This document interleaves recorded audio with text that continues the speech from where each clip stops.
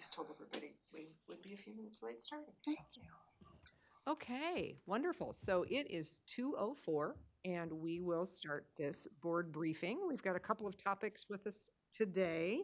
The first one is our radio bond sale, and we have Sean Blanchard, our treasurer, along with Elena, I'm going to say Bauke, Piper Sandler. Elena, I'm sorry if I totally destroyed that. Sean, I'll hand it to you. No, thank you, commissioners.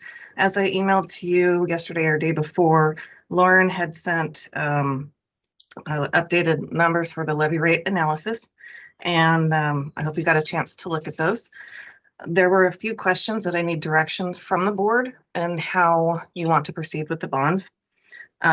She did state bonds are likely to be sold with a premium structure, which results in a lowest yield and creates additional proceeds above the par amount of 24.4, I think it was. State law allows the issuer to keep the premium and use it on projects included in the ballot title. We're looking at about a 2 million range, but it also depends on the market and investor. We're structured to maintain the 0.33 estimate included in the ballot title. We have favorable interest rates and AV growth as compared to pre-election numbers. So it created a drop in the final year. Another option would be to keep the levy rate level for the entire term. This would drop the levy rate by a penny, but increases the interest cost by about $700,000. So I have a couple of decisions I need your direction on. Does the county want to sell the full par amount, keep the minimum, and use it for the project?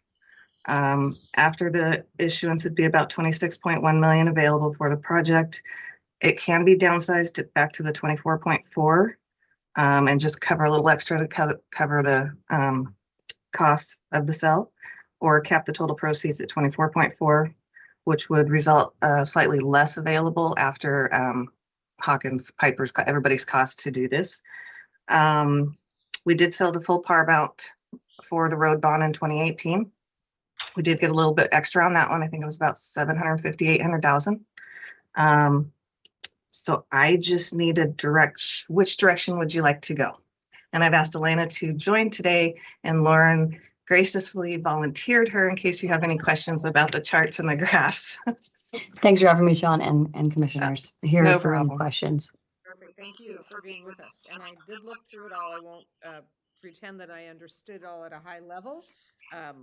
But I think, so let's start by asking if there are any questions that the others may have, having read this maybe more carefully than I did.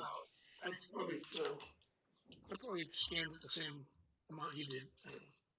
I did read the choices we had though. Oh, that was good. Okay. Commissioner, anything? Likewise, I also read the choices, and I don't personally have a preference, but I'm very interested in hearing Rachel's recommendation and also Sean's recommendation about the choices. Perfect.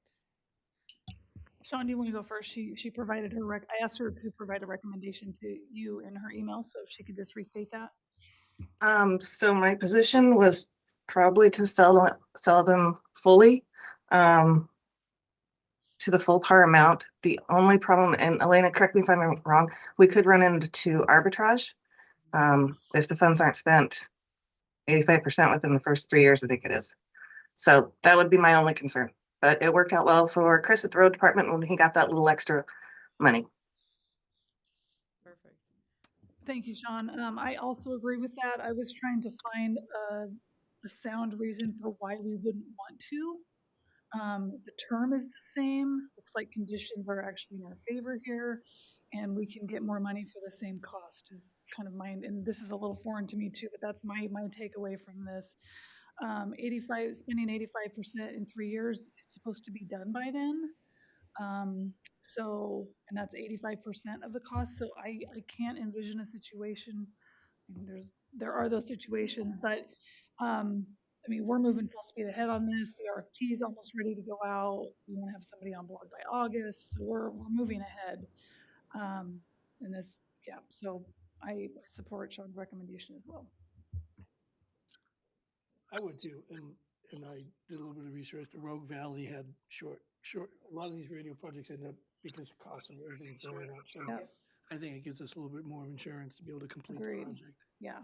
Yeah, I would agree. I think it's far more likely to get more expensive than less expensive. So, it's, I mean, and looking at things like the pool and, you know, where they got caught up in it, I think for us, if we can get a little bit of extra, to your point, at the same cost to the community, let's have that. And, Yep. because we can always, it sounds like payback in it, if we needed to pay back, without expending it first. Is that correct? We could just make a payment on it.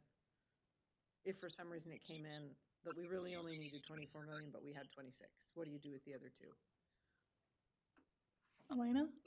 You can actually use it to pay down your debt service if you have extra funds outside of projects that are in your ballot title. So if you run out of projects and have extra money, you can use it to pay down your debt service. That was what I thought, but Mhm. really good to ask. We've never run into that problem. The bonds that I've dealt with, the money's always been spent.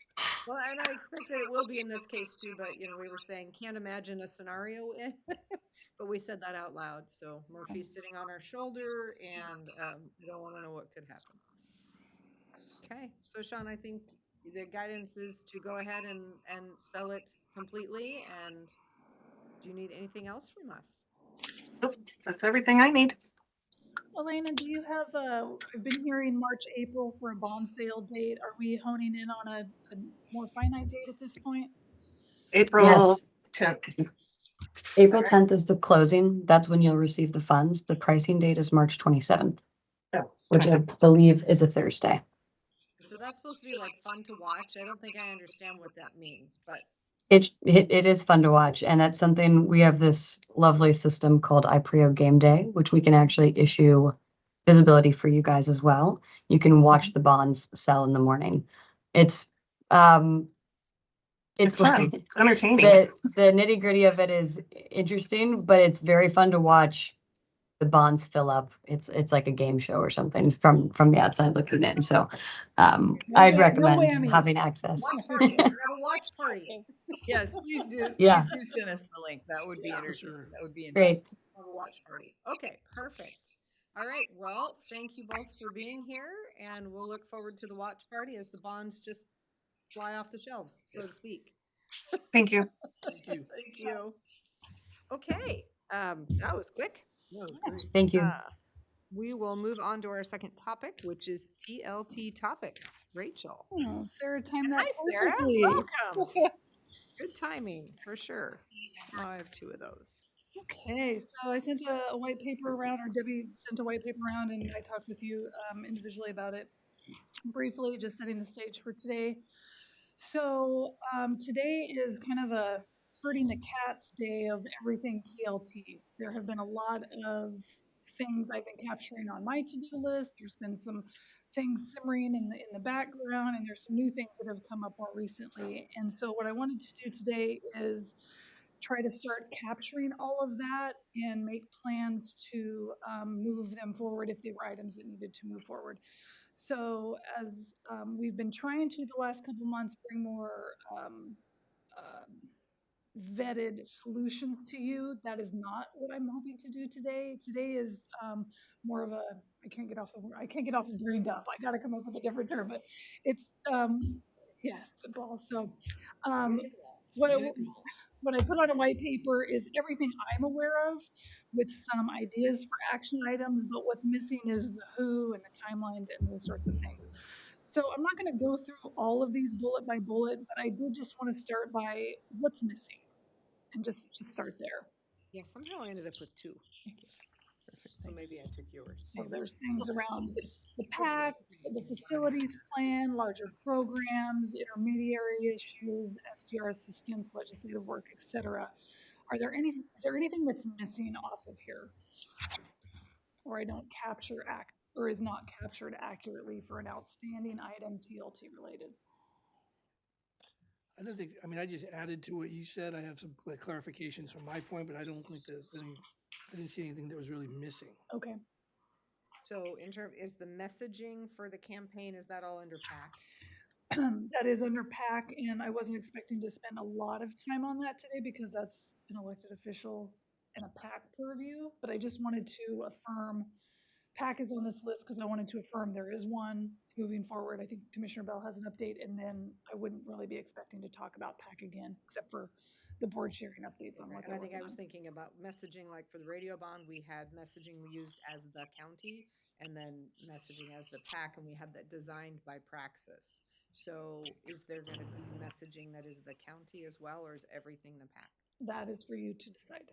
Okay, because it feels to me like there should be messaging for the county as well, Okay. as we did with the Yep. radio bond, So that piece, but so let maybe. me, I'll add, yeah, that's I a know good, that's a very good little point. about this work, but it just seemed like the radio bond, we had both. Yeah, so county, I'll just put county messaging for election as a placeholder. Just Below like the it's PAC. easy. So you have a face, Paul. I mean, you Make have a faces, face, but no, you're well, making because funny faces. Praxis did a great job, obviously the bond passed, I felt like there was some local, I guess I also didn't know where my role will be here, whether it'll be involved in the PAC or as the county. Yeah. So So we're that would gonna, be, so we're gonna put a pin in that. right, So we are gonna talk about that. okay. So at this point, anything else missing? Aaron's is a good one that was missing. I added that. Cami asked me if we were going to be talking today in terms of TLT about what I shared last week about the facilities grant applications. No, that is, today is to affirm what needs to be talked about and set processes and assign roles to do that work. This is a 50,000. The work is what you just said. Okay, So that's something that needs to be explored, and that's in here under facilities policy. okay, We're not talking about the how-to exactly yet. okay. So Cami joined us today because she wanted to share her opinions about the TLT grant application situation. So is that appropriate today, or should we ask her to plan to have that talk another day? It'd be another day. Okay. Yeah. So presumably you heard that, Cami. So you're welcome to stay on with us, but we won't be deciding the question that you asked about today.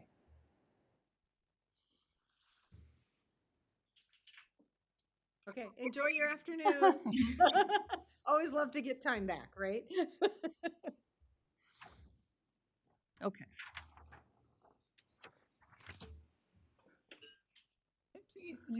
Is this a complete list of outstanding items in your mind, Commissioner? I think so. Okay, Aaron? I think so. Okay. Once we start talking, there may be other. Oh, there'll be things that more, I'm pop. sure, yes. You'll be like, oh I yeah, definitely what have about things to this? add, but I'll wait till we Yeah, get to okay. that point. So, and I'm not expecting to do a deep dive in this, but basically, so what's missing? I want to explore ideas within these about some of the more details that may be missing that I don't have captured here that I may not be thinking of, as well as ideas for how to proceed. Because what I want to do is take what comes out of this meeting and come back to you with more of the action plan of how we're going to move it all forward. But I'm in a bit of a data gathering mode with you all in trying to move that forward because there's a lot of different ways that we can go here. Some of this, is a philosophy of the board and just we'll need your directions on that. So I think we can start with an easy one. So I just have the election timeline up there for a data point, but for the PAC, so Commissioner Bell, can you give an update on where that is? Mm-hmm. Yes, Doug sent me an email. Maybe I can pull it out. But I reminded Rachel last week that during the budget workshops, when we were talking about moving forward with this, I said, yes, I will lead this if Doug will come back out of retirement and help and lead the PAC. And he said, yes. And so I was serious about that, and he was serious about that. So he and I have been talking about it since then, but I told him we shouldn't take any action until after this point. Actually, I said until after last week, the 12th, until we have voted on it and we know we're moving forward, we won't take any action. So we have started looking for community members who want to be part of the PAC. I have some interested people who want to know more. Doug's working on a budget. We're working on messaging. We don't have any messaging to share with you yet today, except for some possible, hang on one second. Bless you. Bless you. I'll find this. there were several great ideas about possible names for the Political Action Committee, Committee for Tourism Equity and Fairness, or Tillamook County Citizens for Tourism Fairness, or A Fair Share for Tourism. Number 4, Tourism, A Fair Share in Tillamook County. 5, Support Ballot Measure 29-XXX for Tourism Fairness. Some random thoughts so far are Doug's building 2 budgets. One, he's checking to see whether or not the money that's already in the radio bond pack, he can, if we can just use that for this pack. So he's checking with people who contributed to it, because obviously that one's done. And I think that's around, he thought it was around 7,000. So he's building a budget for 7,000 for the amount that it is, and also for 10, assuming we're going to gather some. We're talking about handouts, we're talking about maybe newsprint, Q&A format. We're not talking about, at this point, we're not talking about direct mailers. So there's a long list of ideas here that I'm happy to share with you if you want me to read them all. I think my question is how we roll forward, how detailed do we all as commissioners need to get into that planning process? With the radio bond, we did not. Doug was sort of the one who led that, decided what kind of print materials, did all of that. So I think I would love to know what the expectation is, because not my area of expertise, not my area of interest, frankly, to get into Yeah, that's wordsmithing fine. and that kind of thing. Yeah. So I'm happy to walk away from that howsomever. If it's my responsibility to do that, I will do that. So I guess that's where I am. And is that what you mean by it's a philosophy or a choice? No, I think that comment is in some other items. So I think we have filed the ballot title deadline now, and I think it would be inappropriate for me to advise you on any PAC work. That is, the expectation for the PAC is however you all want to participate or not participate, and I would leave that to your discretion on how you want to. I can guide conversations regarding messaging on the factual information, which we'll talk about that next. So regarding the PAC, I think this is a forum for you, or you can talk about it.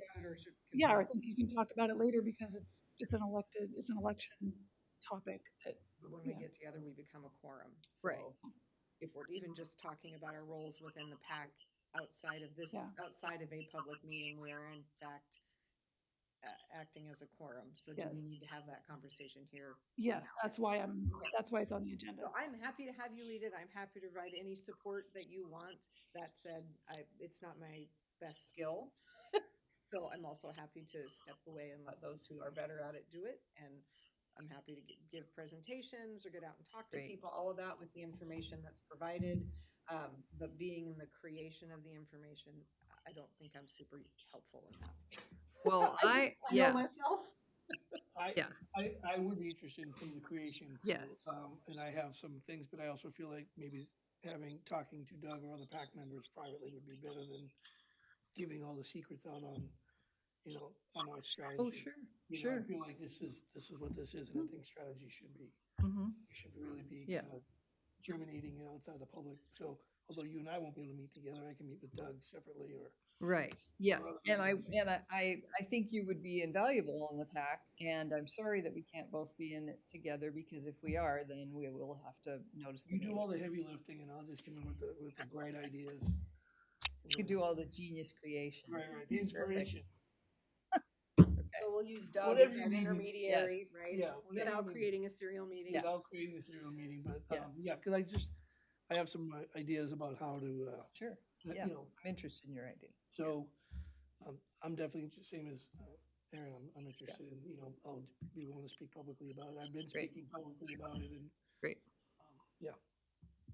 We, by the way, just had, I was at the TCVA board meeting where the topic came up of the hearings, and we talked fairly at length about how we can support the short-term rental and lodging industry. We talked about your idea about a booking platform. We talked about communication campaigns that would be like a communication campaign, for example, to book locally. And it was a really, really good, productive conversation. And I know that they felt supported. They said so. They were thankful. And so it was really coming out of this hearing process. It was really um, a good sign, for us to be able to have that conversation, and for they didn't say they're supporting this, but we had a great conversation, and I know that they felt like we heard them, we want to help them, and so it was super encouraging. Good. Yeah, and I would love to see us, if we can, just be working on that during the course of this. So Yeah. part of this, when we're talking Yeah. about, what is our plan for the money, we're able to talk about things we may already be doing with the money. Yeah, and I Those think all that, things. yeah, I think there's a placeholder for that under the STR assistance. Yeah. All over the I can board. sense her and I'm Let us looking know. at I was trying not to cut off because I thought it was going to be a short update, and so it's appropriate to share. Okay, so I think from here on out, I'm not doing anything with the PAC. Just to be clear, I think Commissioner Bella, whoever, will just share updates as appropriate. So far, Doug and I don't feel like we need to hire practice or do polling. We don't want to spend the money on it. We don't want to, like with the radio bond, that group may have raised $20,000. I don't want the job of trying to raise an additional $13,000 in the next couple of weeks or a month, and I just don't feel like it's necessary. I would agree. Again, I think we're going to see how the opponents respond, and we'll respond accordingly, but at this point, I think it's not needed. Okay. Or it's premature. Okay, so on to the county messaging. So I'm hearing a desire we need to do something there. Initial ideas on the who. Do you want a contractor? And again, this is just kind of spitballing ideas so I can test the waters with what you're thinking and bring solutions back. Do we need that, or as individuals, since we're going to be going out and speaking anyway, do you feel like we need that, like we did What before? happens if someone approaches Sarah and there is no official county stance or message? Because Sarah can't repeat the PAC information. She can't, so I think that's part of what I'm wondering is there at least a one pager, a party Okay, line that Yeah. comes from the county that gives our staff who are not elected officials, because Sarah's gonna be, I think of you because you're everywhere, right? That could be And you are created out at the in-house. CACs and you're just, so this conversation is going to come to you. It's going to come to your staff because it gets managed out of your department. We already know that because of how it happened with the hearings, right? So I do feel like we as the county need a one pager that gives them, here's what the county's position is, the county stance. Some talking points. I think, Elevator. I think that's Yeah. great. I think we can do that in-house and not spend any money on that. Yeah, Agree. and that's easy, and we can just use the existing page that we had up. For the radio, we had a pretty big county staff effort during the campaign for clarifying information. And giving information to the PAC that was factual that they then used in their messaging. So we can, keep the website updated. We can respond to factual information. We can easily create the one pager. Beyond that, are there things that you're thinking you will need of staff? And I know this will evolve, and there'll be, I'm sure, data requests that come up, and that's to be expected. But anything more structured than that? I think one of the things that could end up getting pulled into it, and I don't know if it will or will not, is that we're talking about this as part of really a budget solution, and whether we're gonna end up with requests for budget information, that kind of thing that goes with it. So I think when we think about the county side, you're talking about facts and figures that people wanted on the radio, et cetera. If we're gonna get those kind of requests, I don't know. Like, are you thinking Tommy's numbers, or are you thinking about going into budgets? Tommy's numbers, Yeah. I'm thinking numbers from Sean, and I'm wondering again if we want to put forward something that again just kind of pre-answers what we Yep. think will be the Yeah. majority of the questions. A lot of that is on the website, I think, already. From the county data. But yeah. Yeah. Two things. So one, where, because I think just making sure we know where to send information, because with the hearings, we had a ton of data requests. People wanted stuff, and I did not know everyone's names, right? We couldn't pinpoint exactly who asked for what. So just a stored, like a shared location of where the public can go to get things. The website, Yep, that so one then way we page. can- Mhm. Yep, we'll direct them there. And then also Commissioner Bow should receive, if you have not already, an email from Susan, who is the NETARC COC chair, who would love for you to be the guest speaker in March to talk about the TLT Great. increase in the ordinance. So I would say like for that, some sort of presentation, maybe a couple of slides, I can help you run them with an ask. Like what should the community know? What's the ask of the community? Obviously, please vote in support for the, please vote in support. So for this. that's what, you can't do that. Okay, then, well, I'm Yeah, glad we're you having can, this you can say what it is that we are doing Yeah. and board adopted ordinance, it's increasing X, Y, Z, this is where the money is going. And even the why, just in my experience with the radio bond, the why has to be very factual. So- And given that our why is subjective to some, So I So could the- run the the- slide. yeah. You could just Yeah. notice the meeting. So I notice all the meetings, so you can. So then you I can could, all that three way we're come. both fine if I Yeah. were to help her with the Yeah. presentation. Yeah. And I would say a presentation because all the CACs want you to come. We talked about that Great. after the ordinance Yeah. process was over. Yeah. So now they are waiting and ready to schedule. Oh, you. good, That'll good, be through the okay. PAC. That'll be a PAC. Yeah, phone let's- meeting. so anything Sarah or I or any other county staff gives you has to be factual. You can do whatever you want Right. with it and message it Yeah. however you want. So the difference, Sarah, is factual versus advocacy. You can say all of the facts. You just can't say, and we really hope you'll support this. And you guys can't. Mhm. We- advocate either. No, We they can't. We can't. Elected That's what I'm saying. people. Okay, Yeah, elected people can advocate, but public employees cannot.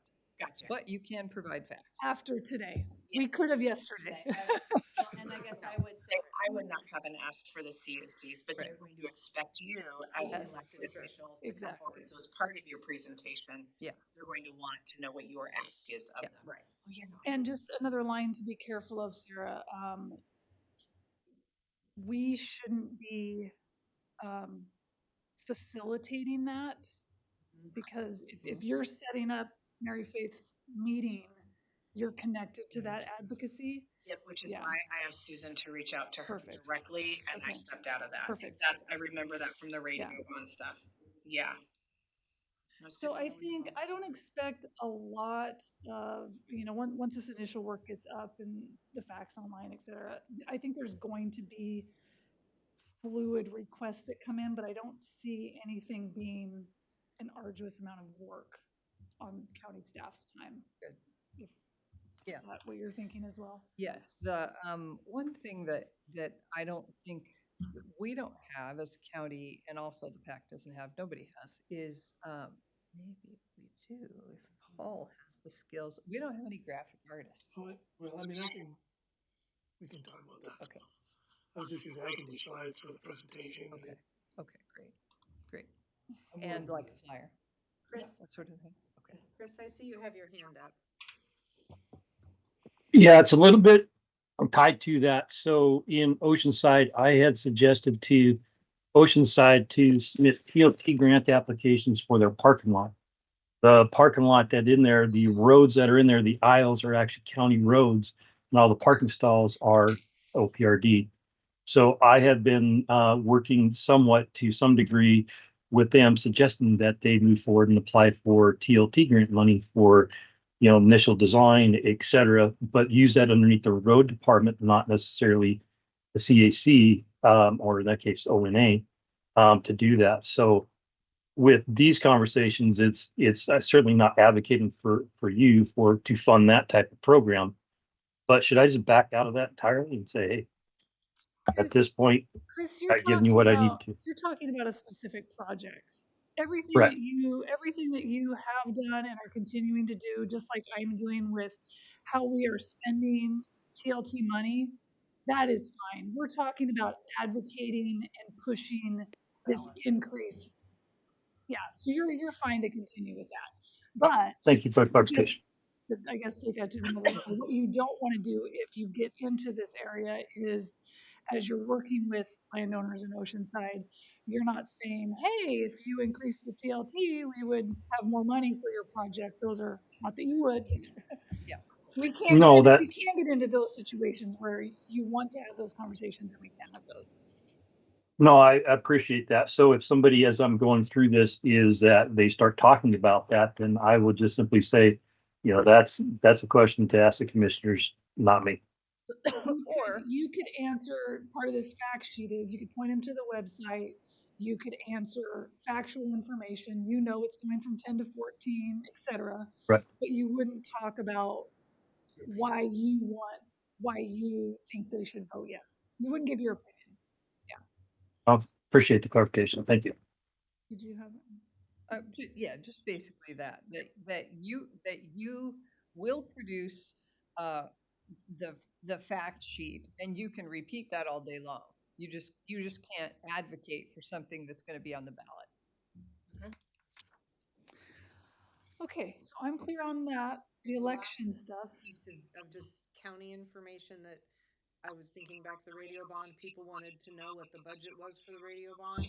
And while there's no budget for this exactly, I expect we may get asked for the county budget, and to give them 300 or 130 some odd pages or whatever it is a little arduous. Is it worth putting together a simplified version of the general fund county budget that gives some sense of here's where it's going, here's where the shortfall's likely to be, or do we want to not do that? That's another factual piece that I think we may get asked. I don't know. Let me add it and then flush that out.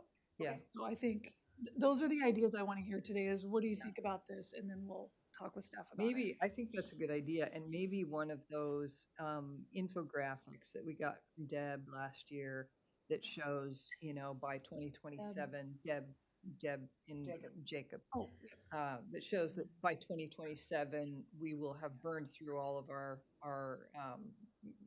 contingency Yep. funds and you know, that sort of thing, like a one-page infographic that shows what we're trying to address. yep, we have updated versions of that, so yeah, we can do that. Simple as the pie chart of where our funds, where money goes. You know, when you look at it, what percentage is going to each department that are the general fund, basic, you know, required services.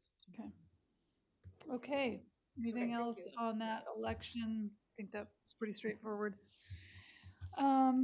Okay, facilities. So we have, so as you know, there's been lots of plans over the years. Recently, December 2024 is our most recent report, which is really a series of spreadsheets that Visit Tillamookos has done a really good job of taking all of these past plans and new ideas, categorizing them by areas, wayfinding, trails, and so on and so forth. And so we have a laundry list of project ideas. I think there are some others that may still need to be added, but it's a great start. But there's no plan for implementing any of it. And whether that's needed, looking for the board's discretion or direction on that. Additionally, exploring parking program and exploring county departments managing facilities and programs. Those two bullets are ideas I started thinking about with this transition from chief of staff to CAO and what was going to have, how to accomplish all of the work that I was currently being tasked with, and actually also out of the budget roundtable meetings and being more proactive in managing properties and revenue, et cetera. And Paul concurrently had some similar ideas he was thinking about, you know, his ideas for parking program, et cetera, which you've heard. And so this is to try to start wrapping our hands around that. So there's lots of ideas of growing how we manage our properties, growing how we can add more facilities that generate revenue, which departments are going to do it, aligned with, say, Nan's work. So all of that is kind of in the same bucket and needs some fleshing out. That is one kind of discrete piece of the facilities section on this paper. And so I think in individual conversations I've had with you all, that you understand all of that, you're supportive of moving those concepts forward. Is that accurate? Yeah, I would like to just say this. One of the things that I think speaks to what you're saying is, I guess I would love to see if we as a board can come up with a new philosophy, like decide what our philosophy is regarding this. Cause I feel like there's a shift that I think we have to, these are my opinions. I think we have to make these, you guys know these, I already talked to you about it. But I think we have to shift from our basically philosophy on what our role is with these facilities. And I think it needs to be one from just spending money and just making enough money to run a boat ramp or a parking lot or a trailhead or whatever. And actually, the philosophy should be we need to start making money off some of these things. And so the rather than just spending money, we're using the 70% to for some of the big projects that are actually going to show a return of investment for us. And I think that's a philosophy shift, because we still have concerns if the boat ramp's not making money, we're going to shut it down. And I think that's a dangerous proposition when we're going to the voters from. In other words, we have to start partnering more with the visitor industry. I think, despite getting resistance from them, I think the idea that we all agree we should be giving more to the STR owners and maybe advertising and basically. So to me, the philosophy has to change. One of the things I was going to bring up about the PACT is Travel Oregon did a really good resident sentiment thing in 2023, and it's just full of information that should help guide us during this process of doing it. But I don't know if that's a philosophy we have to look at, or the way we look at things. But I certainly look at any big projects or facility projects. I'm always asking, what are we going to get back, and how do we do that? What do we need to? Do we need to move parking or day use from one department to another department? Like, for example, the Parks Committees, their role is not to worry about our funding shortages or the general fund. The committees, their job is to kind of think only parks, but we need to get some of that revenue coming back into the general fund somehow. So I don't know if. Can I say the random thing that's in my head? Yeah. Is that totally random? Spaghetti at the wall. Maybe we don't have a parks department. Maybe we have a visitor experience department, and maybe our facilities for parks are in our visitor experience department, and maybe we're looking at something bigger than just managing that facility that we have, but looking at, so that's random. I think that's Spaghetti great. at the wall. We've talked about kind of doing Yeah, like, where that's- does this land if we change the way we're thinking about this? Like, I want to build a conference center or a hotel. Now, where does that land? Currently in our structure, it really doesn't have a place for it to land for us to kind of build that kind of project. One of the things I would add, but it's later on, would be the fair has their master plan, and part of that, we could feed off of that, whether or not it's a fair project or not. But I like that idea. I was thinking, like, is there a Parks and Recs? Is it a So I was visitor? thinking of things like the Salmonberry Trail, and what's the county's contribution to the Yes. Salmonberry Trail, and how do we continue to be a partner? One of the new structures they're looking at for STIA has a very different role for us, which is as a partner on the trail for getting it built in Tillamook County, right? So, I don't know that we want to go that direction, but it's one of the many options that's coming out of the STIA conversation, is that Tillamook County becomes at some level responsible for identifying partners and working on the trail, and hopefully getting somebody else to manage it. But if not, we're the fallback. So then you have to look at that TLT has to be coming to us to do those things, right? And then the question is that what we want to do, or is it something we want to contract out? And Well, at and what that's- level? So yeah. yeah, it's that whole. I guess it's also our culture Totally. towards the visitor industry is shifting dramatically, because it has to, because it's one of the most viable ones, but we have to continue to invest in it Right. and recognize that the residents have a certain sentiment about it. And how do we change that and incorporate that into our structure and our culture and responsibility? Like I spoke last night in ETARTS, and I told people, it's not about bringing more here. They're already coming. There's no shutting off the spigot. How do we redirect? That's a big thing in tourism, is redirecting, get them off the main roads, build more disc golf. So How that do we they, serve our visitors? which, while also enhancing the residents' experience, because Right. they both can Well, coexist. they have to. I looked at it when they were pooping in people's yards, and I'm like, the reason for that is that we are not managing our visitors, right? And so Yes. when we do manage our visitors well, our resident experience is better also. agreed. A perfect example was last night brought up at the Pearl Street in Etarts. You know, there's no garbage cans, there's no poop bags. And that's a simple fix. And that's something we can use TLT money for maybe and figure out solutions that really makes it an improvement for the residents living there. They're the ones, because we all know what they want. So I just like the idea that but that, to me, I wonder if we have to, or if we're interested in doing some kind of I don't know what you've done in the past about what our culture is, what our philosophy is towards visitor industry, but I feel like this board is making a dramatic shift in the right direction and it coincides with 50-50 in the legislature, it coincides with this. I feel like, I don't know, I just know if there's an opportunity, again, I'm just spitballing, there's an opportunity for us to redefine what it is we are and whether or not we need, not creating more bureaucracy, but finding another better way of doing all these things, because I don't think, you know, the Parks Department is enough just to run the parks, but there's all these other things that are peripheral. You know, Dan has told me, you take the parking lots, I don't want them. You know, and there's, and same with boat ramps, that's a hard one.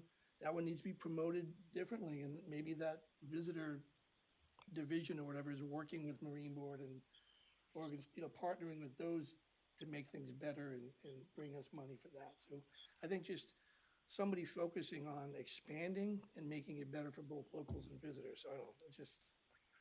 Well, I hear what you're saying. I think there's a bunch of interesting ideas in there.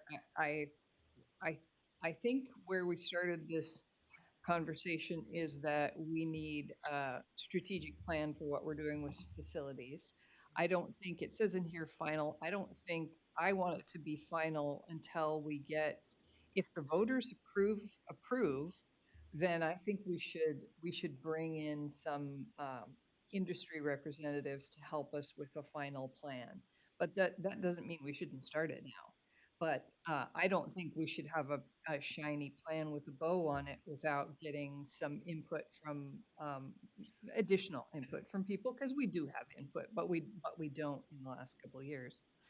So and I think, to your point, that part of a strategic plan absolutely should represent culture. What is our culture? What is our culture around stewarding visitors? And we haven't had that. We don't have that. We haven't had it. Like, you know, is this board recognizing tourism as the fourth leg of the economic stool, and do we want to really focus on it? And I suspect that maybe we do. Regarding the plan, in thinking about a final plan, I wasn't thinking we would hire a consultant to do all of this work. I think, they've largely done the work. I was thinking to jump to solutions. An outcome of that might be having Nan work with the TAC. Maybe there's a community meeting or two where it's just honed in and there's priorities that trickle to the top. I think there is some urgency to finalize some sort of action plan, because we're already getting hammered for how we're going to spend the extra 70%. So I think there would be some value in trying to come up with somewhat of a final plan. Okay. But I don't think it has to be this big exhaustive process where we're hiring a consultant. I think we just need to put a little more work into it and we'll have it. Okay. Yeah. Okay. Well, that sounds good. I would agree for the PAC and for the county. We need to have, that's one of the weakness of whenever jurisdictions try to raise it, they don't have a plan for the 70%. We have enough ideas that, like you said, it doesn't have to be final. We can say, build this, increase the number of this. And if the 50 comes along, that's a whole other animal, which we probably do want a consultant to Exactly. yeah. Or ask. Yeah. Because that's going to involve general fund and a whole bunch of. We're reducing our tourism spending to increase our general fund spending. So that'll be a very different creature to figure out what of all these I think what we're gonna find is, besides from maybe Orla situation, but I think, you know, there's other RMDMOs and DMOs, our own, and Travel Oregon in general, that they want this to happen. They want it to succeed. So, I think we just need to have a plan for the direction we want to go. And part of that is, how do we help the STR owners? How do we help take care of the trash and build more restrooms? That's another thing we want to do. Identifying things in the county from people that are watching here, our own employees that know, like, The boat ramp in Nehalem needs to be replaced. Oregon Marine Board knows that. We can put that on a list. You know, there's all these projects that are on a wish list already. It's just a matter of compiling it and saying, these are the things we want to spend in the year, 70%. or even in year one, this is the direction we're Yes. gonna go. In year two, you know, because we have for the last few years, it's been Coanda. You Yeah. know, I mean, that's where that was going. So now the next question is, what is our next priority that we can say in the next 2 or Yes. 3 years? This is the next thing that we're Yeah. gonna do. Are we going back to Jensen or are we doing some, you Yeah. know, things And around they the could be county? not huge projects, like a boat dock in Nehalem's not that big of a job, but it's gonna mean a lot to people up there that are using it. Yes, Sarah. I'm just wondering, so we were a part of the Futures Council work Mhm. that was done a couple of years ago. I'm wondering if you can take the list of priorities. That's what Nan did. It's on here. Yes. Yeah. Well done. Yes. All right. Good idea. Good idea, Sarah. Very good. Thank you for your support. Walk us further down the agenda. I'm taking notes. I'm trying to follow along as we're running. Okay, never mind. Okay, so what I'm hearing, so under the action items there, I think I'm hearing support to try to finalize some kind of an action plan using not a consultant, and I think we can do that in a pretty short order.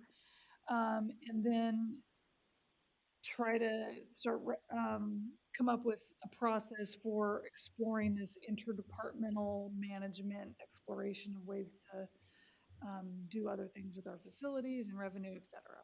And I wrote down revenue sharing Yeah, with the general fund as a new concept for whatever we decided. so that's in Tiberius's work. So that will actually come in at a later time, but yes. And I think it will be important to, within this work, to also figure out how we fit into the broader county economics, right? To the fourth leg of the stool, to Commissioner Bell's point, that it doesn't then become, it doesn't look like this board is throwing out everything economically we've always stood for No, no. and becoming a tourism-only community. So I think it is important that when we talk about this work and as we present this work, that we do have it inside the framework of natural resources, which continues to be part of who we are, you know, as well as we've got some pretty nice, you know, food manufacturing, other things that happen here that we don't want to say they are less important or unimportant. We want to say this is who Tillamook County is becoming, strongly standing on what we've had before, but also looking to increase. And I think that's all part of strengthen. the destination management. Yeah, That's our, yeah, that's our criteria. That's really Yeah. part of that, so that's great. I mean, I just think making sure we're that's talking about it. absolutely, and then we're not giving it the fight for timber, we're not giving. it Right, the fight- exactly. I think, because I think we're gonna have to say that I think you're right. specifically. I think if we start saying, well, we're gonna do all this great stuff for tourism No. without saying, and We're we will doing not give this. up our fight for timber, and we, you know, we believe in our dairies and our agriculture and our manufacturing of food, and these are still things that are And important that's to even us. maybe part information for our messaging for the pack and stuff like that, Right. right? To say the fight that you're doing in Salem. Right, just The keeping, committees you're on that keeping we're all that. focused on. Yeah, I think that's because I great. think otherwise we risk alienation of the people who really wish we had never had tourism here at all. But that, and have them think that we're just swinging over here to tourism as the answer. Agreed. Yeah.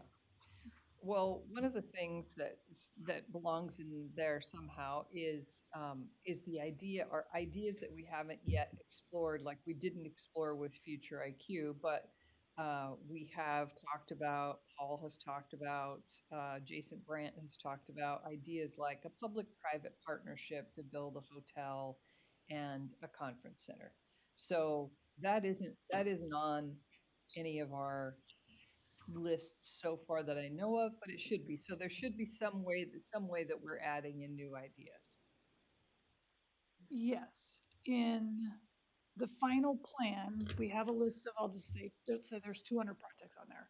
Through finalizing the plan, we will add any ideas that are still floating out there, either coming through the TAC or partners. We'll figure out how to solicit those ideas and add them on there. It won't, I'm not thinking that this plan would be who's doing what.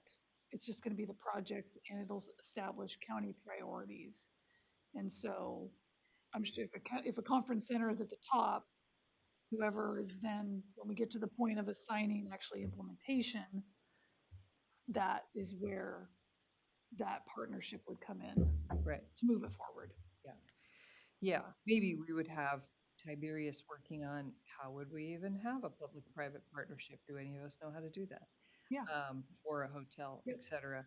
But also I'm thinking, so here's what I think is the rub in putting the plan together. I think we can definitely put the list of things we already know and we already have together now, and that's good. But if we have these additional things, like a hotel convention center, that could change, that could shift our focus. Like that could be, maybe we need an account, maybe we need to direct all of the new 70% to these big projects that we want to do that are going to take a ton of money. Or, I just don't think we've talked through that. Do you? No, because we're not there yet. And we can't get there until we have a plan with those projects in it. So we need the list, we need to make sure we have all the big ideas, the conference centers, the little boat ramps, everything needs to be in there. That's the first priority. And then, I mean, I'm thinking months, this is months from now. Okay, now we have the TLPs adopted or the 50/50s coming in. Now what do we want to do? Right. That's where that comes in. Okay, so you're not saying we're gonna pull a plan together right this second and use it for campaigning? I am. In the sense that people want to know what we're spending the money on. And right now, we don't have a plan. This plan will establish, will affirm all of these project ideas, and ones that are the board's priorities or the tax priorities, however, who is ever setting these priorities, will trickle to the top. For example, again, this is all yet to be, this is just what I'm thinking. And so then you will be able to say to the voters, we have all these great project ideas, because we are saying that, but this information isn't out there yet because it's not final. And we have these 10 ideas, some are small, some are millions of dollars that we would like to move forward with, period. Okay, all right. That's the level. Okay. And then as budgets, as more revenues are coming in or not, it should inform our current budget. The board will make decisions on which ones to proceed with. And then if you tell me to go build a conference center, then I go down that whole path of partnerships, and maybe there's the Tiberius work, and that's when that happens. But I see that as months away from now. Okay. So the For the big, bridges- especially for the big ones. Yeah, the bridges, we have this whole list of generated ideas, and these are the ones right now that are floating to the top. And should this pass, we will be coming out to talk to you, stakeholders, community members, et cetera, to finalize our plan and Prioritize, yeah. et cetera. That we know we've got more than enough wonderful things that can be done with this money that will benefit our residents and our visitors. Here's a whole list of possibilities. And should this pass, we will work with you on exactly which ones we move forward. Yeah. Does that make sense? Is Yeah, that what and you're if, saying? yes, and if it doesn't pass, we're still gonna look at the same list, but we're gonna be doing less. Sure, right. Yeah. Yeah. Yeah, so maybe Could have that, something. yeah, maybe they need to have for communication purposes, they need to have some at least general price tags. Because what some people have said, some at least approximate price tags, because what Yeah. we've heard from people, this is a campaign that's maybe coming out of Orla, I don't know where it's coming from, but I've heard a number of people say, you don't actually have, you don't need to spend, you don't need more of the 70%, and you don't have a plan to spend it, and you don't need more projects. And so I don't think they know what they're talking about. I think they're repeating somebody else's talking points. But if we said, well, actually, we want to do this and this and this, and these things alone would cost $30 million. I think we need to be able to say, yes, here's some of our great ideas, and this is what they would cost. I think for some of them, when you first said prices, I'm thinking of, there are a ton, I mean, maybe there's 100 different project ideas, of assigning prices to all those, I think would be really hard. But if we went through this process and the ones trickled to the top, I think we could get some prices on those, yeah. Yeah, I think so. And I Yeah. think being very strategic, obviously one in north, one in central, one in south, or 3 in each area, just trying to say these are examples and showing them across the county what the prices would be. Yeah. Again, strategic Mhm. and useful. Okay, I'm clear on that. Okay, so the next piece for facilities is the policy and the board order. So We have a policy from 2020, which served us great for a very short period of time, and it talks about how we distributed the project revenue, and it's obsolete. And so this is where the conversation is who is eligible, who, who's, how are we ranking them? This board order also establishes the TAC position, so if there's any desire to shake that up, this is when you would do that. The community the community grants, county grants, all of that is in here. And so I think that's certainly a process I can facilitate moving forward. This would also potentially be a place to talk about the code enforcement. If that's coming out of the 70% as a facility policy, this particular document talks about how the 70% is spent in detail. It's not in the ordinance. And so if we want to have code enforcement, I know that's a whole other conversation. I think this is where you would do that. So I think there's support to continue moving forward with that. And Yes. okay. And I've heard from Nan a couple of times that she thinks we should invite the folks from Manzanita who are using TLT to pay for their code enforcement to just tell us how that's going. Yeah. And we've talked to Sarah about that. We were just trying to time that conversation so it would be productive. Yeah. But I do see that at a later date. We also, this is out of order. Do you want me to say it? No. We've not been linear yet. Why start now? Is it one of the later bullets we're going to go over? I don't actually, I don't think it's on our list. Okay. The cities want more information. The cities want to get together with us again, which I think we should do after our vote today. So I think we could schedule that now, but they're looking for information about, that we, like they want to know about how it works to get on the ballot and how it works for their cities, which we don't necessarily know. So the cities are looking to us for leadership in this process, and that's going to come up, and I haven't had any answers. So we just need to think about how to talk to them about it. So I think the answer is, I'll put my county council hat on, is it's not our jurisdiction. They should be reaching out to their council and talking to the clerk's office. I don't think we can advise on the city, how the city puts an item on the ballot. That would be my message. Or even if they need to. Or even if they need Because to. some That is cities all. have not gone to the ballot. Yeah. So that would be their process. Okay. Yeah, and they all might have different charters, and it might not be even be in state law. That would be their jurisdiction. Okay. All right. So I don't have to add that one. There you go. But actually, back to the city, I think wanting more information, that would probably come out of PAC work during the election.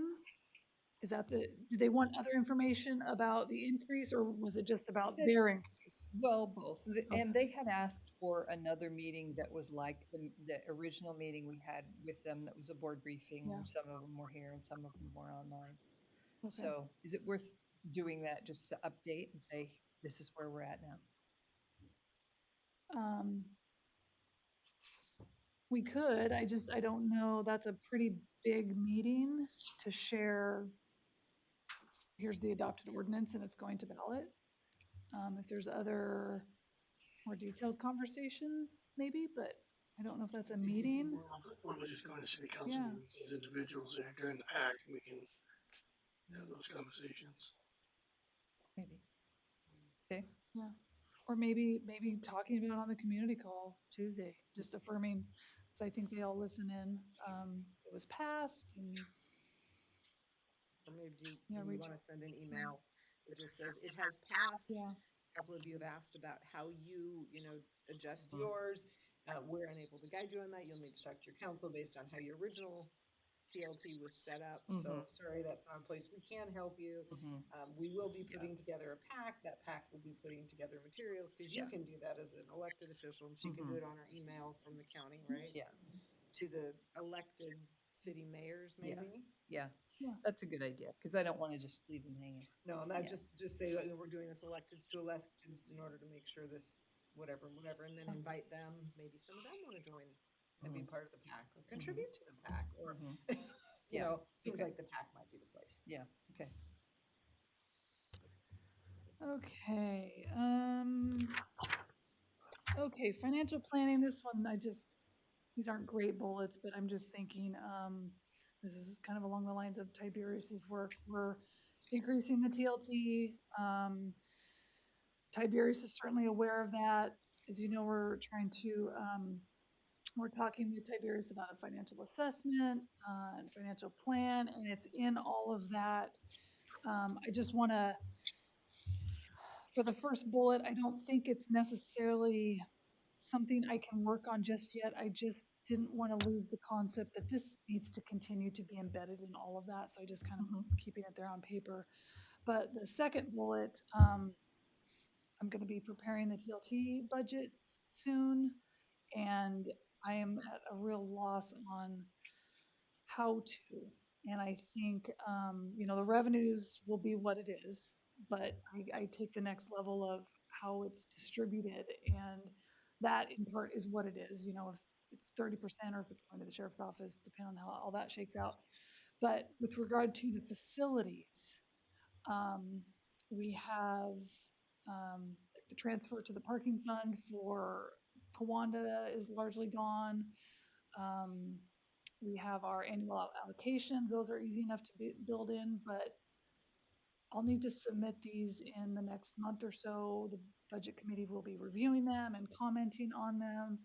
And I don't know if I can put any specificity for specific other projects. And so what I've done in the past is I'm sure there'll be a few little ones, but I've allocated the specific projects, the projects that are still outstanding that we've awarded, and those carry over. And then there's a to be determined line item. And I think this year there's just probably going to be a big to be determined line item until we get through some of this. And because it's going to be unknown whether it passes or not, is some of my initial thinking. So I'm not going to be thinking of ways to spend this money at this And point. I don't think we Yeah. have to. I mean, what we do Yeah. know is that the budget committee doesn't get to the level of specific projects anyway. That's something we do later, right? I mean, it goes into that fund. Yeah, it is, with the exception of where there's projects that we know of. I want to put them in there as a line item, so it's acknowledged and there's a tracking of it. But okay. But it's okay to not know. Yeah, no, that's fine. And I'm just clarifying, I'm just affirming with you, I probably won't be putting in or seeking projects to list in there. Okay. I thought we had some forward momentum in Pacific City on the Sunset traffic. The Jensen intersection. No, the only momentum is I continue to keep working with the grant team to try to get grant funding. Oh, okay. So we can include it, but the philosophy has been the parking fund, when we realized it wasn't generating enough money and we wanted to get something on the ground, a ton of TLT money subsidized that parking lot. Oh, yeah. And so because of that, there wasn't going to be a large influx of funding supporting future phases. Okay. We are a couple of grant applications into the process now that haven't been funded. There's another one, I'm going to be submitting it if there's an actual round that realizes to the federal appropriations. We have another one that's pending, but we may get to a point where the board wants to keep this going. We gave it a good effort. It's been a year or two. Yeah, the board, along with some of the parking fee funds, does want to allocate TLT money to the design of the intersection. Otherwise, that isn't moving forward. Okay. So Yeah, at this point, I wasn't planning on a line item. Okay. And maybe that'll come together when we're talking about the list of projects. Yes. Like I'm thinking about, if we're going to build a new web park, at least that would generate funds and people would come, because everybody wants to camp at the beach. So maybe that'll. Yeah, Kawanda should be in the list, and I think that's one that's not currently. Okay. Yeah. Okay, anything else I should be thinking about with the TLT budget, or any guidance to talk with Nan about in her request? I was just at her meeting Oh, yeah. and where we reviewed their budget and draft budget, and it will come in about the same as last year. Okay.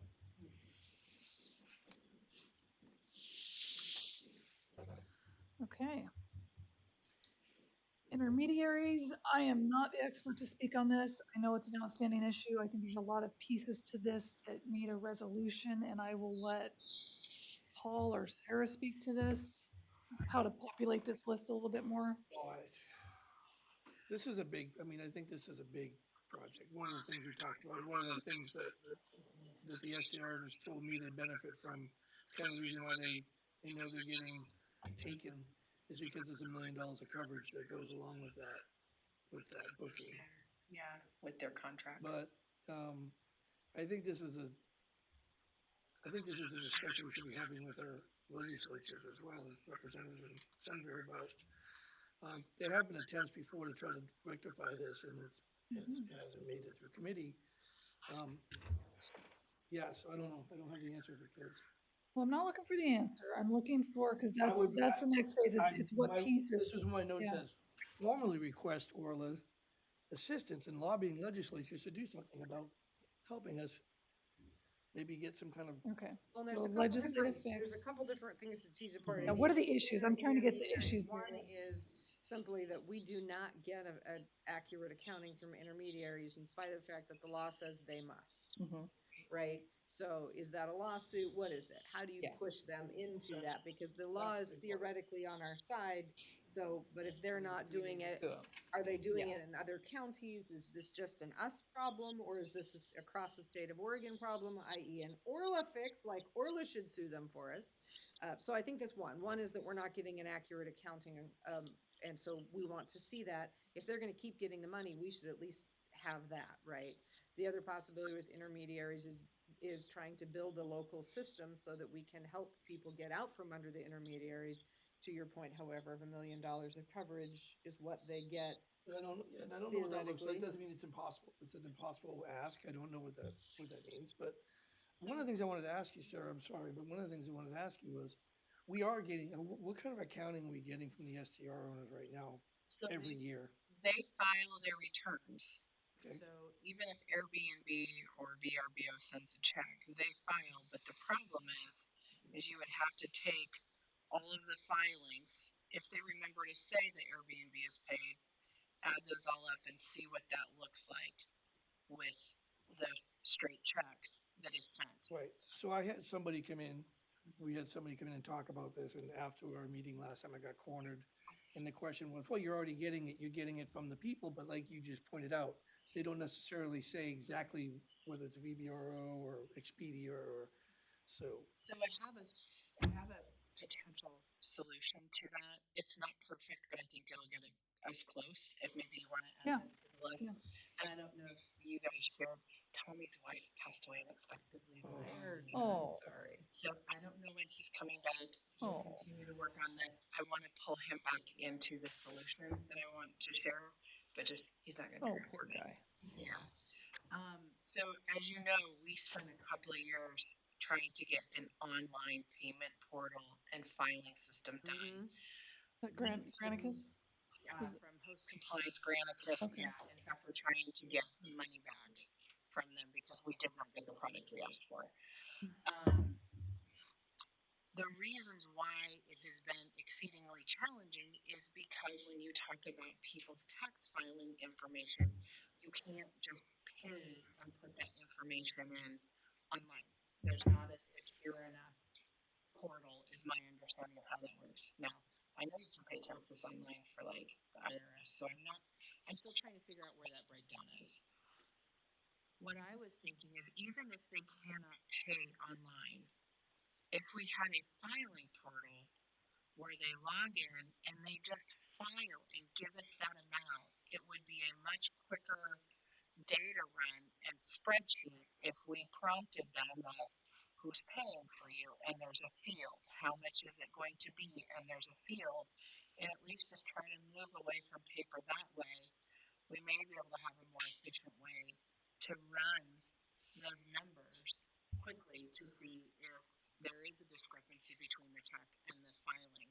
So I think what we're going to have to do is demonstrate, and it's going to be all handwork because everything comes in by hand. Well, what that if you your offered, quarterly checks aren't matching up? I think we should make that part of the permit. You have to file, whether preferably online, Right. and maybe give a discount or some kind of thing to encourage that for the first I couple of think years. a lot of people would prefer that just because it's easier. You can do it from home. You don't have to drop it off, mail it in, whatever it is. I think there's the security part.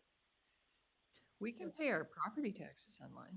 So, You can, but you're not giving your social security number and different things. So that's what I'm trying to figure out is how far can we go? And it may be a totally different company. So to clarify what you just said is improving the county's filing and accounting system, just Yes. internal. Yes. Okay, But it would have that external face for the customers to use. yeah. But will we need all that private information? Will we just need the numbers from each third intermediary? I mean, I guess what I'm looking for is they're collecting taxes for a public entity, and we have a responsibility to know exactly how much that is. They're okay, so bouncing off of that, because this was the other thing I thought of. If we had like their filing forms one time, that maybe those are hard copy, it's their tax information, it's their social security number, whatever it is, and we store those somewhere where we upload them and there's no information that is come across some sort of portal, but then maybe by the address or their, licensing number, that is then what they use to go online and pay in the future. Because we don't need all that We personal don't information. need it I don't think we need it every time. Maybe that's Yeah. something we should look at with the Yeah, ordinance. so I got that down. I think that's a Okay. good one under, so I'm hearing 3 things for intermediaries. Yeah. Intermediaries. one more. Okay, You want me to tell you right now? Okay, so we talked about what do other cities and counties do? Because we had that one contract that Mark Labhart signed years ago in 2014 with Airbnb, which Bill Sargent and I have used to try to leverage. We would like an accounting, we would like those receipts, etc., and they've always ignored us. So emailing Jason and Greg, asked and said, what do other counties and cities do? Do they have contracts? And we have a pretty lengthy email, but the punchline was he told us to talk to the city of Corvallis. So I think it might just be advantageous to talk to Corvallis and see, how are you receiving? What does your filing system look like? What software are you using? What are you doing? right. How are you making this work? Yeah, good idea. The other question I have, but I already know what the answer is going to be, was, these companies are allowed to, they're operating in our county. We don't charge them a fee. business license. We don't have So- a county-wide business. I didn't say that. Dirty little. I did Four-letter not say word. that with the camera. I did not say that. But my question is just like you said, like, I know they're huge and I know they have buildings full of lawyers, but how is it that we're not accepting? Yeah. How is it that we're not saying, if you want to do business with us, we are a public agency, you need to give us more accounting. Otherwise, we're gonna have to, Ban you from Toloma County. So I We're gonna think ban they've been you- trying to do that and We we've have been been trying to do unsuccessful. that. We'd have to sue them. That's part of this. yeah. That's No, part no, of- no, I just want to make yeah. sure that that's part of this, because And maybe that's up to county council or whoever. We need to be looking at that, because it doesn't make any sense that we're a public entity and we're just being ignored. Right. They're not even answering your questions.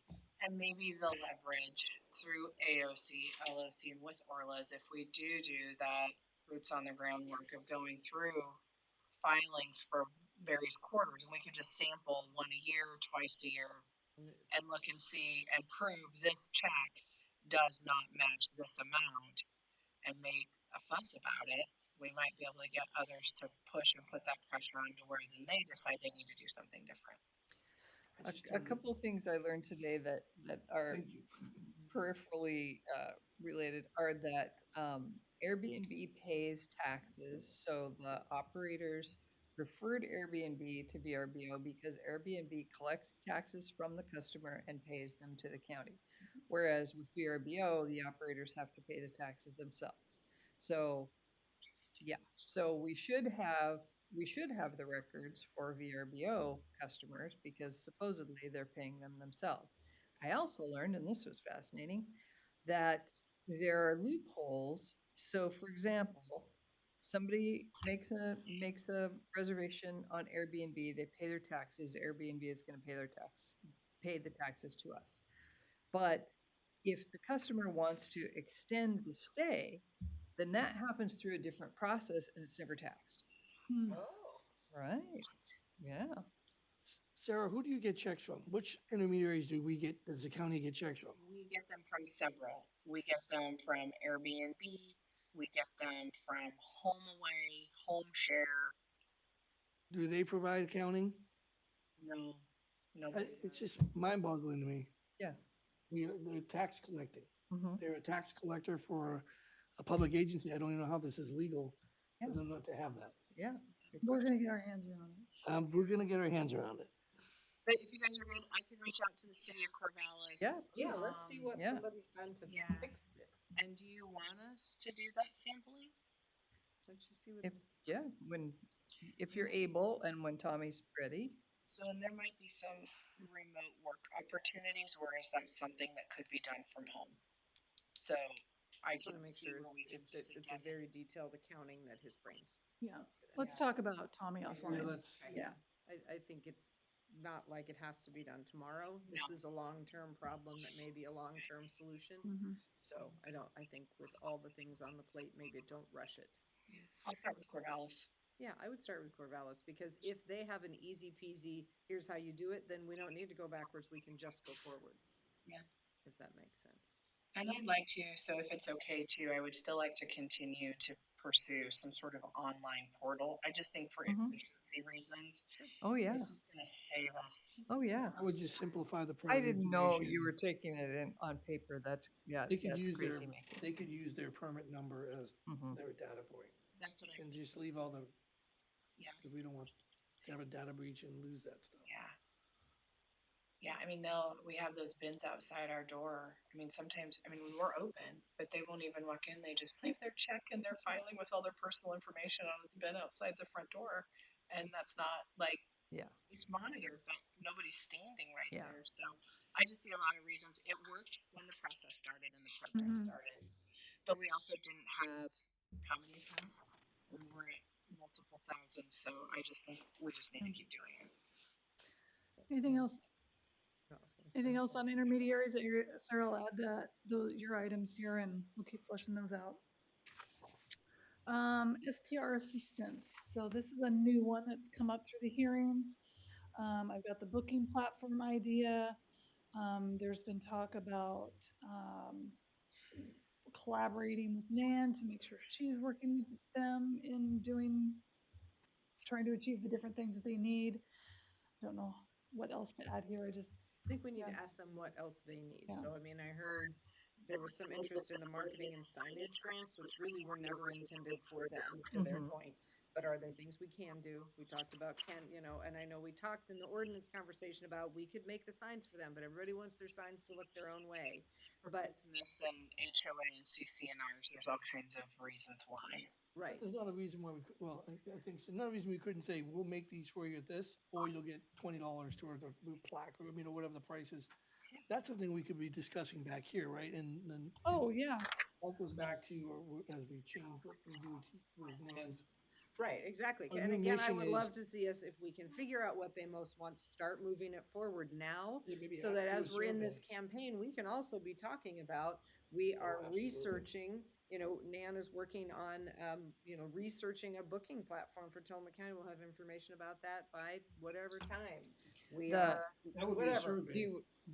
We did talk about that today, and the SCR operators who are on the board said, wait, stop, hold it. We've Mhm. tried to do that. It would cost millions. It was extremely difficult. We've spent so much time trying to do that.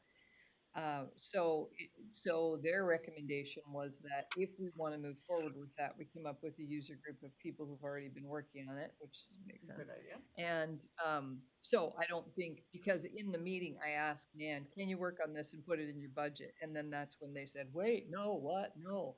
But what we can talk about is we have pulled together a user group to talk about. We could, ways to do that. yes. And where we landed in that conversation was that immediately TCVA could start a campaign for booking locally.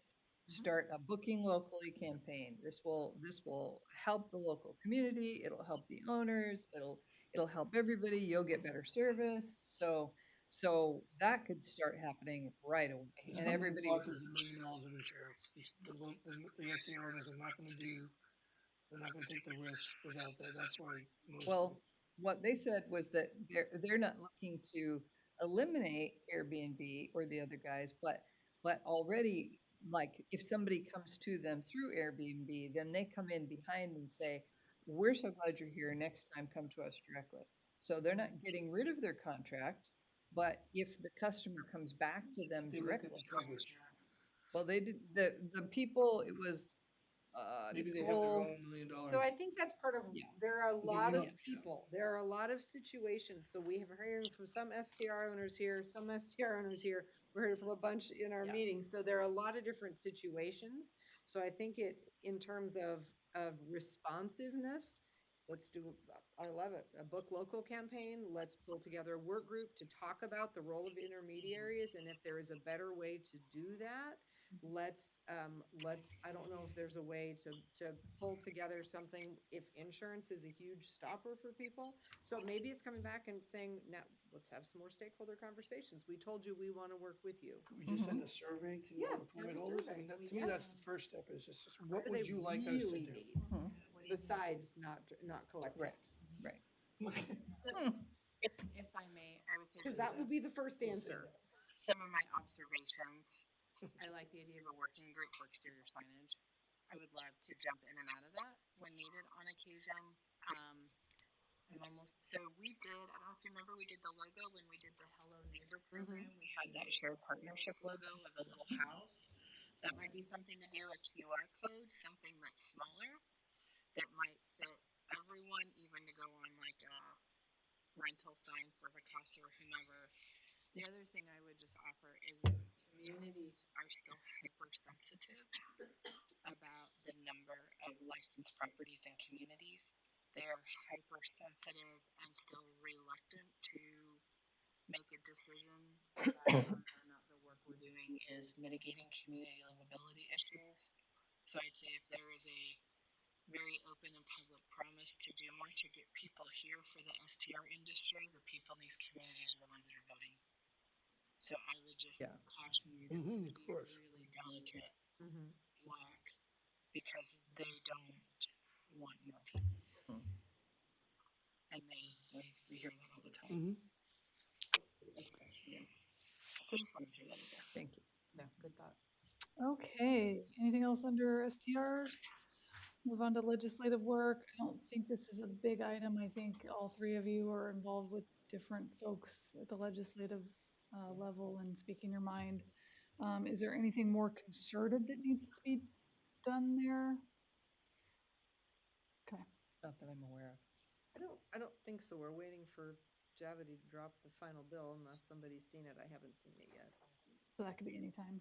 Could be Yeah, anytime. He had okay. one that was a false start, so we're waiting for the one that's not a false start. When is the deadline? Is it March? 10th or 13th or Okay. something. I can't, off the top of my head, I can't tell you. But it's second week of March-ish. Okay. So we should have that bill and then we'll know kind of where it lands. And there's no, are there other bills or is that the one that's? As far Not as I any. know, that's the one, at least for AOC's perspective, because I they haven't had heard his, about others. they had his And the first recreational one. immunity Yeah. would be the Yeah. other big Yeah, one for that's us. for, Was what? Recreational immunity Oh, yeah. yeah, but regarding tourism. Okay. Okay, partner roles, I was just listing people who, as I'm exploring solutions to move all of this stuff forward, people we could pull in to assist. Are there others?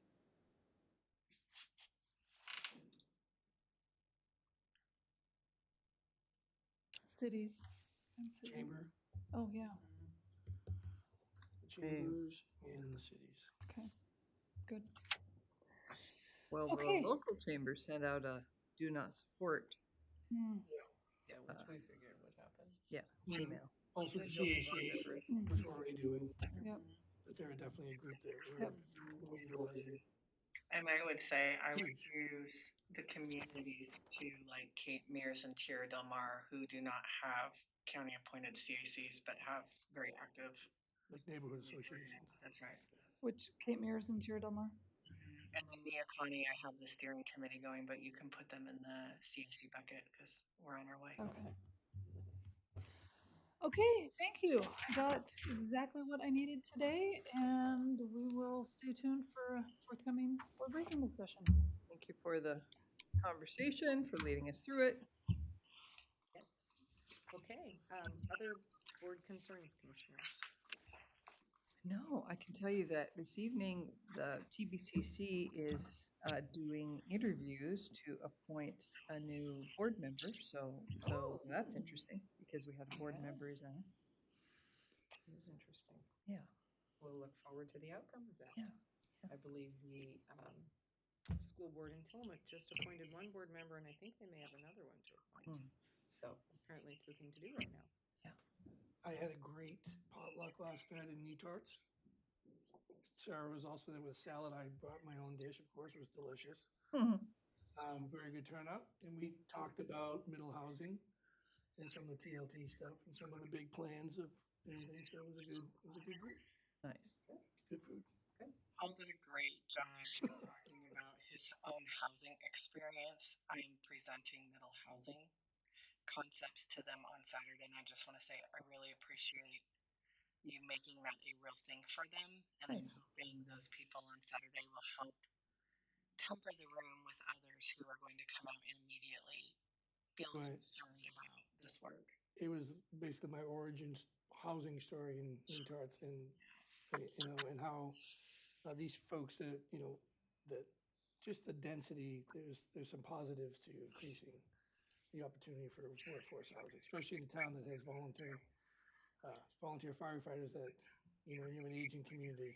Yep. It's not a bad idea to have somebody who is an EMT living behind you. But, right? Anyway, it was good. Good. I meet with Dan Kais every Friday. And so this last Friday I said, so did you tell Commissioner Fournier that you're going to close down boat ramps? Because he just keeps saying it. And he said, no. So maybe you should talk to Dan about that. All right, I'll reply to his own email. Which I think I got copied on that one. Yeah. So a couple quick things. One is that one of the developers that's working on workforce housing for Tillamook County, the Maker Project, I think you're somewhat up to speed on this one.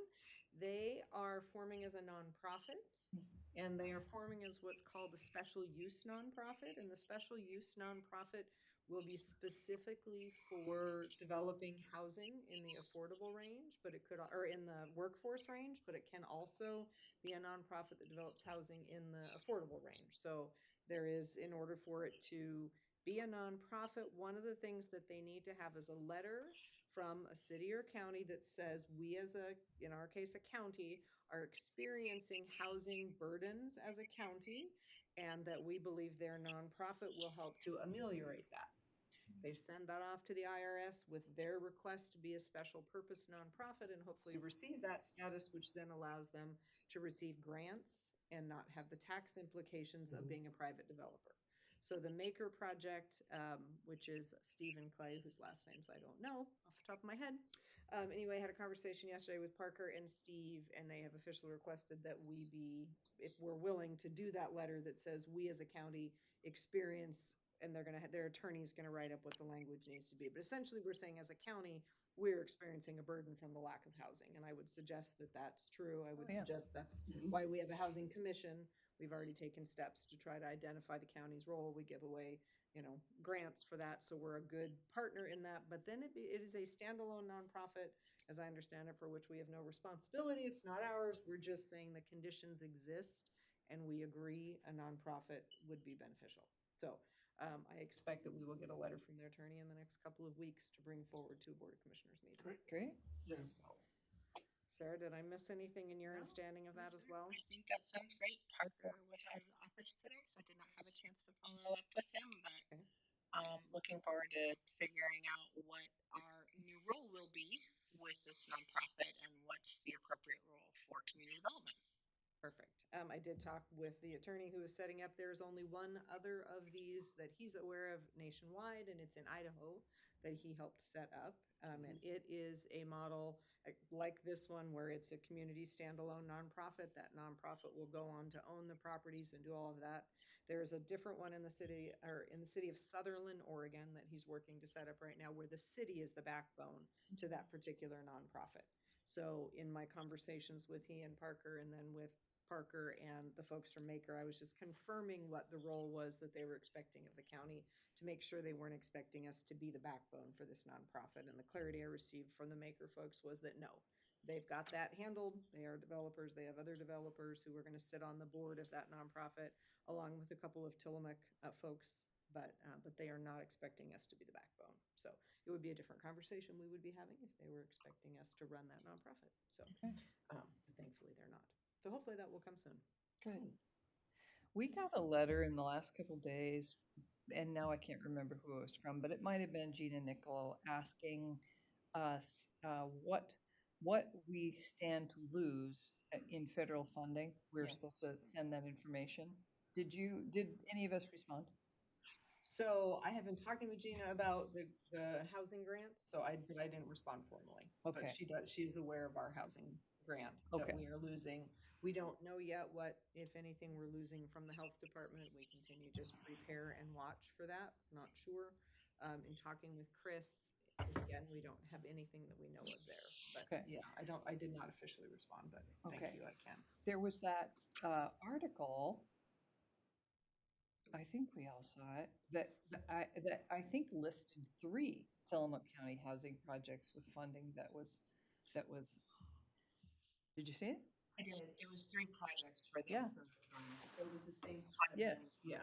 Help support. It would have, projects. yeah, it would have been Spruce Point and Manzanita. Mhm. It would have been Maker, the one that I'm talking about now, and then also ADUs were Okay. the third area of focus for Okay. that particular funding. So there was an article in the Willamette Week that I think most Yeah, of us maybe saw, that was it. and then the Headlight Herald had one today. Okay. So okay. it So, is out yeah. there. I did talk about it on the call on Tuesday, just kind of the factual points around. Yeah. You know, at this point, we're not expecting that money's going to come through, because it's part of it's part of bill, which I think is at this point, what they've indicated at the federal level, they will not be honoring, that they will be pulling that back. So.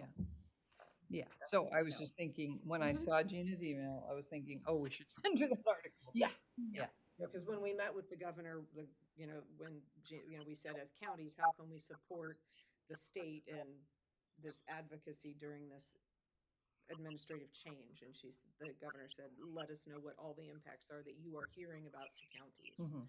and pass that forward. So, Okay. yeah. I have a couple. Our COPS funding, which is the $2 million from our federal appropriation for the radio project, is paused, but I think everything is paused, and I don't think that is the type of funding that the president would want to rescind, but it is federal funding. The other one, So can I ask real quick, COPS, which department at the federal level does that come through? I think it's the Justice Department, but I can, Okay. yeah, it's community policing, something. Okay. Does that help? Oh, it does. something. So I can get you I can more. find Yeah, it with it's community covered. policing, Yeah. DOJ. The other one is the PROTECT, that's an acronym, funding that was going to be our, the last piece of funding for the Shiloh project. So the grant team has been working on this. We paid Dowell Engineering, who's doing the design with money we've secured through the state. We paid Dowell to do a benefit cost analysis that would support the PROTECT grant. The deadline, I think, is 28th of February. The NOFO is out. Like, it's all hands on deck with the grant team to get that done. And we just received that the notification that the notice of funding opportunity has been paused or withdrawn or whatever. So we don't even know if we can apply for the PROTECT grant at this point. If there's any delay, it would seem reasonable that we wouldn't even get the money in time to fund the construction. So That's a that lost opportunity, and we had costs into that. yes, so that actually was a waste of money at this point. The backup plan for the Shiloh has been the additional money through the state, and the backup plan was to get a loan through the state, through Biz Oregon, to fund it. So we're, we're still moving ahead with the shadow, but it was looking like a really good, or a high likelihood that we would get the funding through the Protect grant. So that's another one. And then lastly, the community directed spending that we've got from, I can't remember which office. I think it's Wyden Merkley's office. I think that deadline is the 28th. The only one I have, because I'm doing less projects at this point, that I asked the grant team to work on was the Jensen property. So we're planning on submitting that, but I'm just wondering why is our representatives and senators even asking us for Mhm. projects at I this was point? surprised by that email. Yeah, I was surprised. But it we're came out. moving it in, but No, I doubt, I feel like it's, yeah, but they're asking because they don't know. Yep.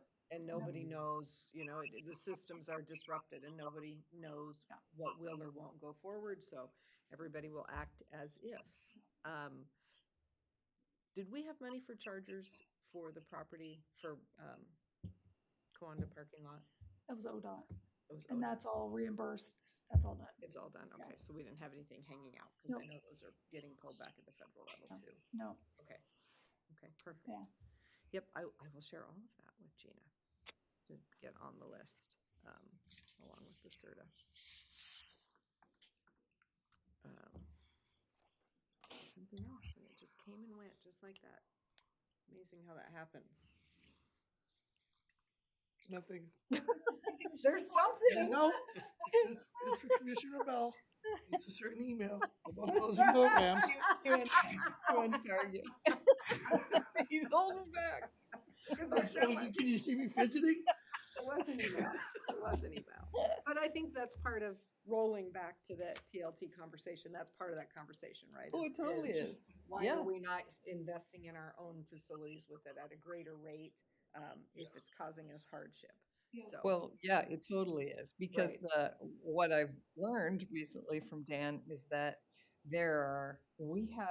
Rachel probably knows the date, but we have some really old agreements with ODFW, for example, like maybe from the 80s or the 90s, that were very vague about, you guys go ahead and Yeah. manage these. And so they have always been a black hole of money for the Yeah. Parks Department. Parks Department, there are only a couple of them that break even or make money. And so they're, if we could make those profitable, that would be awesome. If we can't make them profitable, we need new agreements. Mhm. So I think that there's just, there's a level of, why are we doing this? Because for us, it's just a constant investment in money. And in some of them are not even our facilities. Right. And some of that will happen because we'll be supporting industries in being here, right? We may or may not be able to fully monetize everything, but with what our fishing industry brings to our communities and our economy, we have Yes. to decide, is that worth, right? Would agree. Which things- Yeah, yeah. And if we develop them, we can use a lot of those programs don't require a day use pass because they're not really developed. Developed yet, so then we're good. But, there's a point when they're just not going to be profitable. Some of those drip out. Yeah, the slides. Yeah. Not enough Those- people are no, they're willing to crazy. do that. Yeah, yeah. And those are people kind of insane. pull out the honor boxes Yeah. constantly. Like at Right. Roy Creek, it was probably the same group of people pulled out the honor box 3 or 4 times in a row, and then they just stopped replacing it. Yeah. Because the honor boxes are expensive. Yeah, so there's a lot of factors. The other thing Sarah and I and Gina and Margaret and Molly met, and Tony Hyde met yesterday to talk about preparing for the biological opinion conversation at NACO.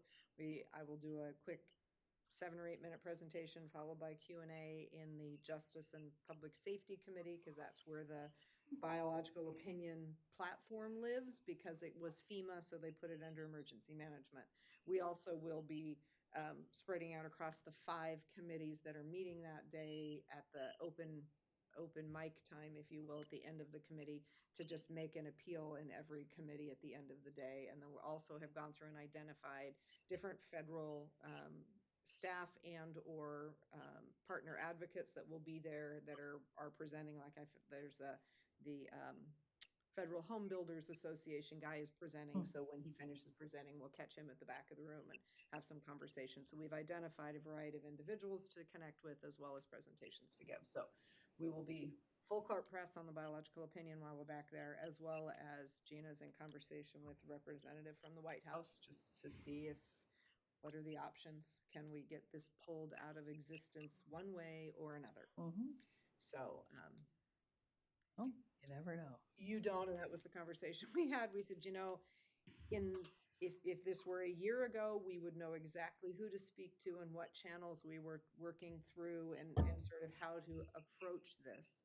But given the current changes in the administration and process at the federal level, we're not exactly sure who we should be talking to apply pressure, or exactly what mechanisms might work to have it removed overall. So the structure is talk to anyone, everyone, and see if we can find someone who maybe has a position to make a change. So just FYI. Okay. Yeah. Is there any thinking that the new administration is more likely to dismiss this or?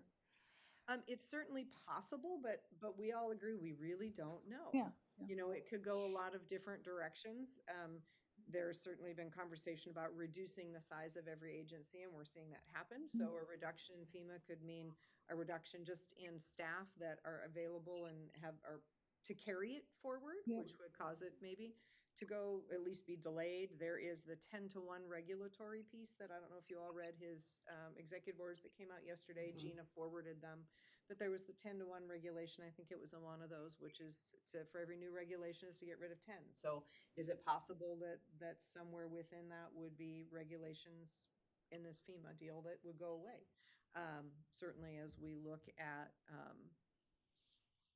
how the courts are playing into the transition of the administration, more will be revealed about the role of courts and whether, there may be a stronger sense that it's okay to throw out a court order. I think what we have felt certainly as a pushback from our congressional delegation is that a court order is different than a congressional action, and that they didn't feel they had the right to basically remove that or try to remove that legal action or that justice decision through the Congress. We may have a different understanding now of what you can do. So it's Apparently. possible that Yeah. as Congress moves forward, we will be looking to see, they're going to be trying to push forward these reconciliations packages, and following that budget packages, maybe we can get the removal of it tacked onto one of those. At this point, I think that's the point, is that every option is being explored because we don't know at this point. The rules have changed. The rules have changed. The Yep. rules of engagement, thank you, Yeah. have changed. So we're engaging everywhere. Yeah. See if we can figure out if rules have changed that will help us.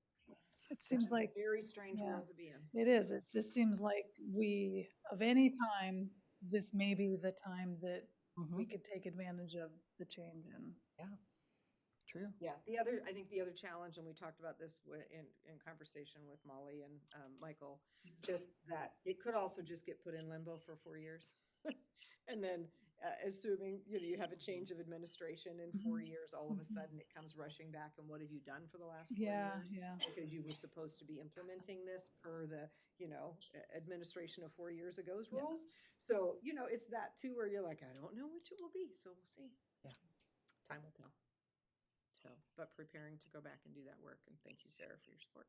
Yeah, absolutely. I emailed Michael actually and just reiterated if he needs anything to let me know, and that we need to get you stuff by Wednesday. Yeah, we need to get that leave behind put together and printed. So, okay. All right. Rachel, anything else for you? No, I have a lot of updates I'll share at the leadership team. Heard a handout of everything I'm working on, timelines to give everybody a sense of what I'm working on. I'll share that with you ahead of time and just get any feedback if you think I'm missing anything or other ways to share that information.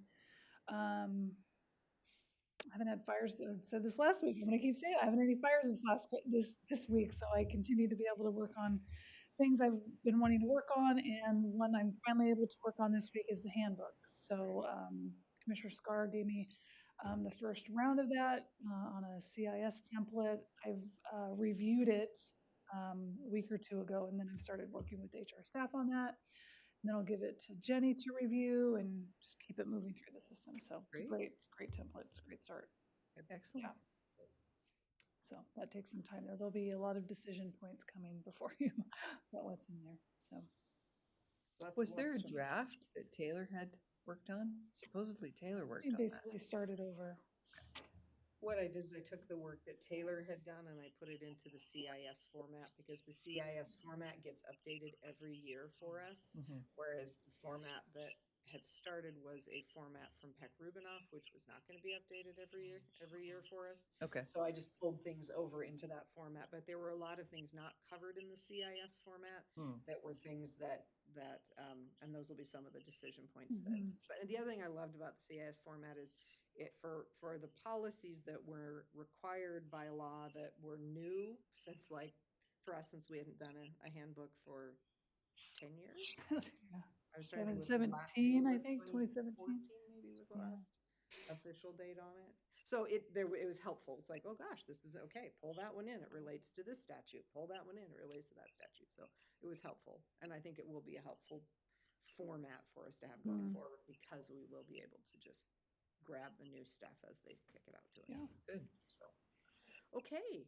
If the, online, I see Under Sheriff Callie, I see Joel. Either of you have anything for us today? Everybody else bailed on us already. We're jabbering on. No, Madam Chair, nothing for this meeting. Thank you. Okay, thank you, Joel. Under Sheriff? He's not even on. I know, he's multitasking. He's multitasking. He'll text me. See? All right. With that being the case, then I will adjourn this board briefing at 3:50.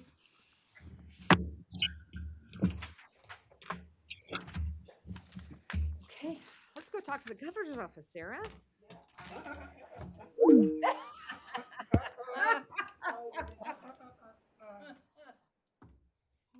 By the way, I disagree with, I'm not gonna make profit on all the billboards to start with. It's a source of- I got here, I just completely missed Read off of the Park Advisory Committee. part. I was taking this. I am, I was really listening. Yeah, I'll update that. Bam. Okay, Well, the sounds Park good. Advisory Committee. I said, Okay. he's All right. saying it. Ready? Yep. Well, let's go. Yeah, but that doesn't mean he's. Yeah, no. And it's a really Yeah. high level conversation with Well, Spatha. Yeah. Spatha, yeah. Yeah, Yeah, it's I don't very think high we would level. let It's the just- Park it's what she Advisory wants to Committee know make is any decisions how for us. Well, could I but help her I read build that, this just so you know, you weren't to here, but I went approve this like space? into Rachel's office She going, wants to know